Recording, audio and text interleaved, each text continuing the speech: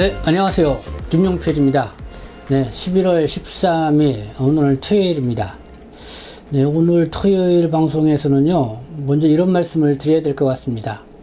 이 한중 관계 어떻게 나아가야 되는지 지금 중대한 기로에 서 있다. 네, 어제 그 12일, 네, 그 중국에서는 제3차 역사결의 채택을 하고 그 내용을 또 설명하는 기자회견을 가졌습니다.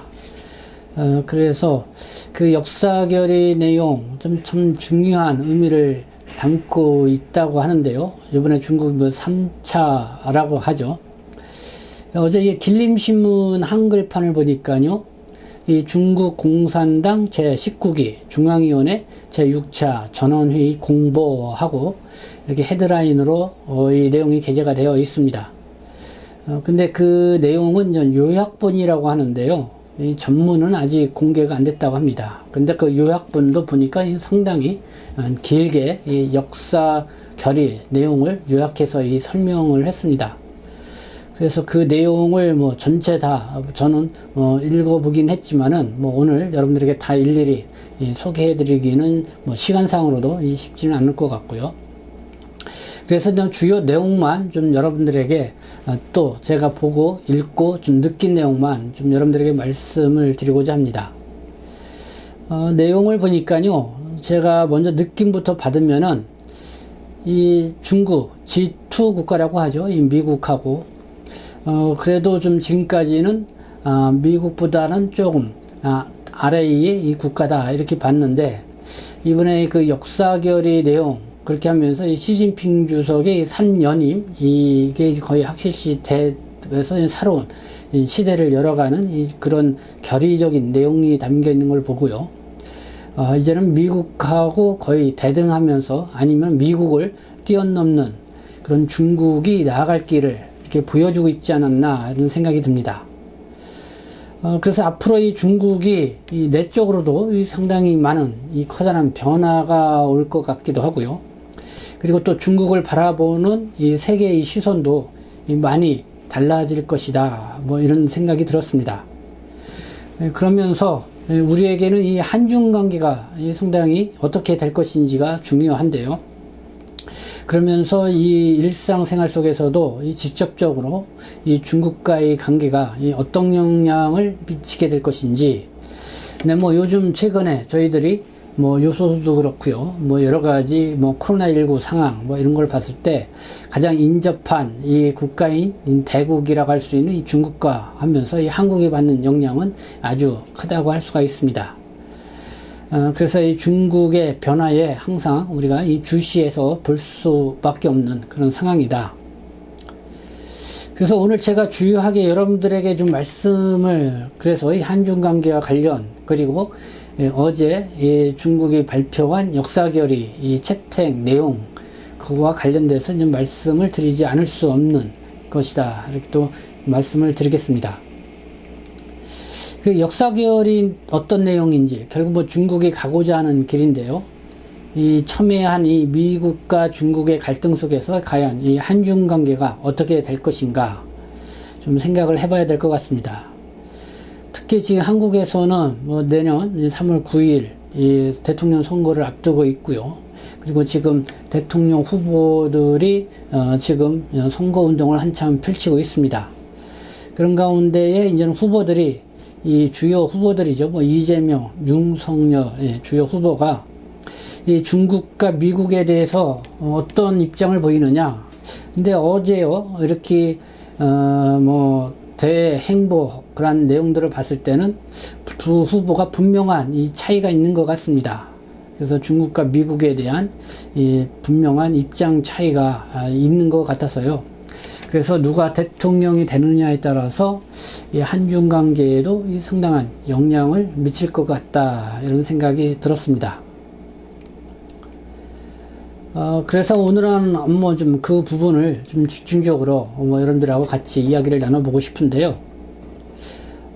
먼저 말씀드릴 것은 지난 11월 11일 제120차 이 재외동포 포럼이 있었습니다. 그날 이 신봉섭 전주 선양 총영사를 지낸 이 신봉섭 교수님이 이 한중관계 딜레마와 이 대응 방향이라는 주제로 이 강연을 했는데요. 이 주제 발표를 했습니다. 근데 그 주제 발표 내용 중에서 핵심적인 부분만 말씀을 드리면은 2016년도 7월 이 주한미군 내 사드 배치, 그러니까 사드 체계 배치 결정 이후 한국과 중국 양국은 수교 이후 이 쌓아올린 우호관계의 공든탑이 한순간에 무너지는 손실을 입었다. 그리고 또 이제 한중관계는 2중 3중의 딜레마를 딛고 이 재설계에 나서야 할 시점이다. 내년에 이 수교 30주년을 맞는 한중관계가 새 출발을 해야 할 때이다. 뭐 이런 입장을 좀 보였습니다. 신봉섭 전 총영사는요, 주 홍콩 한국 총영사관 영사를 지냈고요, 주중 한국 대사관 참사관 공사, 그 주 선양 한국 총영사를 지냈습니다. 어떻게 보면 중국통이라고 할 수 있는데요. 지금은 강원대 대학원 국제지역학과 이 초빙 교수로 활동을 하고 있습니다. 그리고 최근에는 갈등과 협력의 동반자, 북한과 중국의 전략적 공생이라는 이런 책도 펴내신 분입니다. 네, 지금 한중수교 30주년을 맞이해서 좀 새로운 이 새롭게 출발을 하도록 재설계를 해야 된다고 이렇게 얘기를 하고 있습니다. 그러면은요, 이 한참 잘 진행되었던 이 한중관계, 네, 2016년도 이 박근혜 정부 때 이 고고도 미사일이라고 할 수 있는 이 사드 배치, 뭐 명목상은 이 북한의 이 핵 공격을 대비한 이런 전략적 무기 배치였지만은 뭐 중국 입장에서 볼 때는 상당히 꺼리는 그런 조치였죠. 그래서 이로 인해서 이 한중 관계가 아주 싸늘해지게 됐죠. 그래서 이 신봉섭 총영사께서는 지난 쭉 쌓아왔던 한중 관계의 공동탑이 이 한순간에 무너졌다, 뭐 이렇게 이야기를 한 것 같습니다. 근데 이 앞으로 중국의 이 사드 배치뿐만 아니라요, 이 중국의 핵심 가치를 지키기 위해서 더 완고하게 이 대외 외교전을 펼칠 것으로 예상이 됩니다. 그게 바로 이번 이 3차 역사결의 내용에서 분명하게 보여주고 있는 것 같습니다. 그래서 그 내용을 좀 핵심적으로 보면은요, 한겨레 신문이 낸 보도입니다. 중국 이 시진핑 사상으로 제 갈 길을 갈 것이라는 내용으로 보도 기사가 냈는데요. 그래서 12일 그 역사결의 이 채택안 그 기자 브리핑 내용과 그 역사결의 내용, 핵심적인 내용을 잘 소개를 하고 있습니다. 그래서 뭐 그 내용을 한번 보도록 하겠습니다. 11일 끝난 이 중국 공산당 제19기 중앙위원회 6차 전체 회의에서 채택된 3차 역사 결의인 중국 공산당 100년 분투의 중대한 성과와 역사적 경험에 관한 결의의 내용을 설명하기 위해서 12일 오전 중국은 이 기자회견을 열었다. 이 기자회견에 나선 왕 부부장은 모두 발언에서 이 시진핑 신시대의 중국 특색 사회주의 사상적 지도 위의를 확립하는 것은 전당, 전국, 전민족의 공통적 희망을 반영한 것으로 중화민족의 위대한 부흥의 역사적 과정이라는 결정적 의의를 갖는다. 어떤 곤란이나 좌절도 중화인민의 전진을 막을 수 없고 어떤 위험과 도전도 중화민족의 위대한 부흥을 막을 수가 없다고 이렇게 왕이 부부장이 모두 발언해서 발언을 했습니다.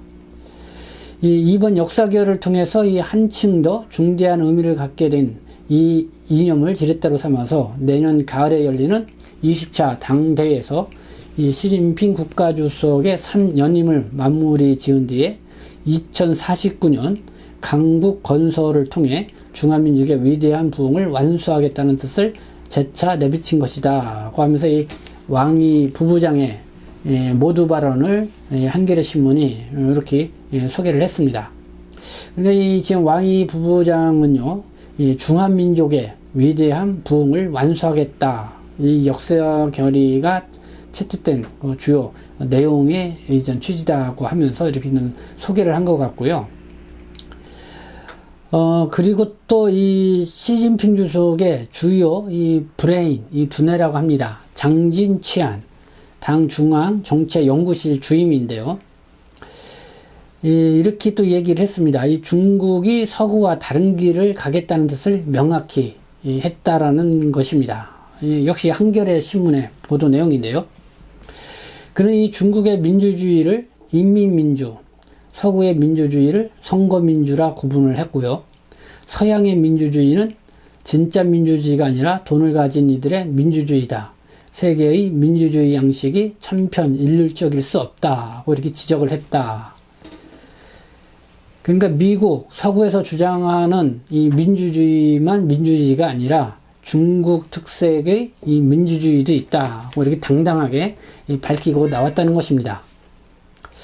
이게 중국 정부의 공식 입장은 아니라고 보는데, 어쨌든 이 시진핑 주석의 주요 두뇌라고 하는 이 장진취안, 이 당 중앙정책연구실 주임이 밝힌 이야기이기 때문에 상당히 의미심장한 이야기다, 이렇게 생각이 들었습니다. 네, 이렇게 지금 한겨레 신문이 이렇게 보도를 했습니다. 그러니까 이 장진취안, 시진핑 주석의 주요 두뇌에 해당되는 이분은 이 중국 특색의 민주주의, 이거를 이야기를 하면서 이 서양의, 미국의 이 민주주의는 진짜 민주주의가 아니라 이 돈을 가진 이들의 민주주의다. 이렇게 꼬집어서 얘기를 한 부분, 네, 상당히 세게 이렇게 이야기를 한 것이 아닌가 이렇게 생각이 듭니다. 그만큼 이제는 중국의 가치, 그러니까 중국의 가치 역시 민주주의인데 훨씬 이 서양의 민주주의보다 인민의 민주주의인 이 중국의 민주주의가 더 가치가 있다라는 것을 좀 내세우기 위한 그런 발언이 아닌가 생각이 듭니다.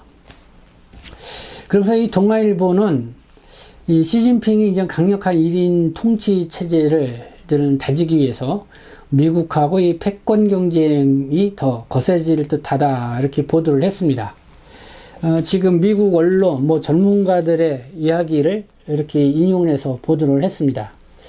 그러니까 이 시진핑 주석의 장기 집권과 이 권한 강화가 중국의 전체주의와 권위주의를 비판하며 이 동맹국들과 이 대중 경제 전선을 구축해온 미국의 행보에 더 힘을 실어줄 것으로 보고 있다. 그래서 이에 맞서서 이 중국도 이 대만을 비롯한 민감한 외교 안보 현안들을 놓고 미국에게 한층 강경한 태도로 맞설 것으로 보인다고 이렇게 보도를 했습니다. 네, 이런 상황에서 미국하고 이 중국, 이 G2 국가 사이에서 그 사이에 놓여 있는 한국, 과연 어떤 외교를 펼쳐야 되느냐, 상당히 고민을 하지 않을 수 없다, 이런 얘기죠. 특히 한국은 미국과 이 한미동맹, 또 혈맹이라고 해서요, 이 국가 안보에 있어서는 이 미국과의 관계를 상당히 중요시 여기고 있습니다. 그러면서 이 중국하고는 이 전략적 동반자 관계 하면서 이 경제에 있어서는 이 중국과의 관계를 상당히 중요시 여기고 있죠. 그러나 이 중국이 미국과의 이 패권 경쟁이 이렇게 분명해짐에 따라서 이 중국의 이 한국에 대한 요구도 더 높아질 것이다, 이런 게 좀 분명하다는 것이죠. 그래서 이거는 2016년도에 이 사드 배치를 할 때와는 다르게 앞으로도 그러한 상황이 벌어지게 되면은 이 한중 관계가 더욱 어려워질 수 있다, 이런 거를 좀 짐작해 볼 수 있는데요. 이 오늘자 신문을 보니까 이와 관련 사설을 통해서 이 피력한 이 언론 보도가 있었습니다. 그래서 몇 곳을 한번 보도록 하겠는데요. 이 경향신문, 네, 사설을 통해서요, 이 시진핑의 이 장기 집권을 바라보는 한국 외교도 새로운 과제를 안게 됐다, 이렇게 피력을 하면서요, 그동안 표방해온 안보는 미국, 경제는 중국, 이런 논리로는 더 이상 버티기 어려운 딜레마에 맞닥뜨릴 수가 있다, 이렇게 꼬집어 얘기했습니다. 그렇게 하면서 독자적인 생존 전략 역량 강화하고 입체적인 전략 수립이 절실한 시점이다, 이렇게 얘기를 했고요. 한겨레 신문도요, 이 사설을 통해서 한국은 중국의 변화를 직시하면서 이 중국과 협력을 지속하면서도 한국의 원칙을 지켜나가야 한다고 이렇게 하면서 이 치밀한 전략 위에서 한중 관계, 이 중장기적인 이 그런 관계를 모색을 해야 된다, 이런 사설을 냈습니다. 그리고 이 한국일보도 사설을 냈는데요. 우리로서는 중국의 변화를 예의주시하면서 각종 리스크와 미국과 중국의 충돌이 격화될 경우에 충격 등을 줄일 수 있는 방안을 미리 강구해야 한다, 이렇게 사설로 밝혔습니다. 네, 내년이면은 한중수교 30주년입니다. 뭐 상당히 의미가 있는 해인데요. 그래서 이 중국 측에서도 이 상당한 의미를 두고 있는 분위기입니다. 그래서 뭐 한국과 중국이 합작을 해서 뭐 정률성 이 영화도 제작을 해서 공동 방영을 할 계획을 갖고 있는 거 앞서 제가 말씀을 드린 바가 있었고요. 그리고 중국 현지에서도 이 다양한 행사들이 계획을 하고 있는 것으로 이렇게 보입니다. 그래서 뭐 중국의 입장에서는 적극적으로 이 한국을 끌어들이기 위한 새로운 관계 모색을 위한 이런 움직임이 일고 있다는 것을 감지해 볼 수가 있습니다. 그런데 지금 한국 상황, 대선 정국을 맡고 있는 한국 상황, 이 차기 이 대통령 후보들이 이 중국과 미국에 대해서 어떤 입장을 보이느냐에 따라서 아주 현격한 차이를 보이고 있습니다. 그래서 차기 대통령이 누가 되느냐에 따라서 이 한중 관계에도 이 상당한 영향을 받을 수밖에 없다, 이렇게 생각이 드는데요. 그래도 지금 한국의 입장에서는 미국도 중요하고 중국도 중요하기 때문에 정말 한국만의 이 언론들이 사설을 통해서 밝힌 것처럼 정말 한국의 분명한 어떤 철학이랄까요? 뭐 외교 전략, 그런 거를 좀 준비를 해서 잘 대응해 나가는 것이 필요하다, 이런 생각이 듭니다. 네, 다시 한번 생각나는 게 이 왕이 외교부장, 중화민족의 위대한 부흥을 막을 수 없다. 시진핑의 두뇌인 장진치와 서구 민주주의는 진짜 민주주의가 아니다. 뭐 이렇게 얘기를 했는데요. 네, 참 이 세게 나오는 중국, 한국 어떻게 적절하게 대응해 나갈지 계속해서 주목해서 관심 갖고 봐야 될 것 같습니다. 네, 지금까지 시청해 주셔서 감사합니다. 저는 동서세계신문 대표 편집장 김용필이었습니다.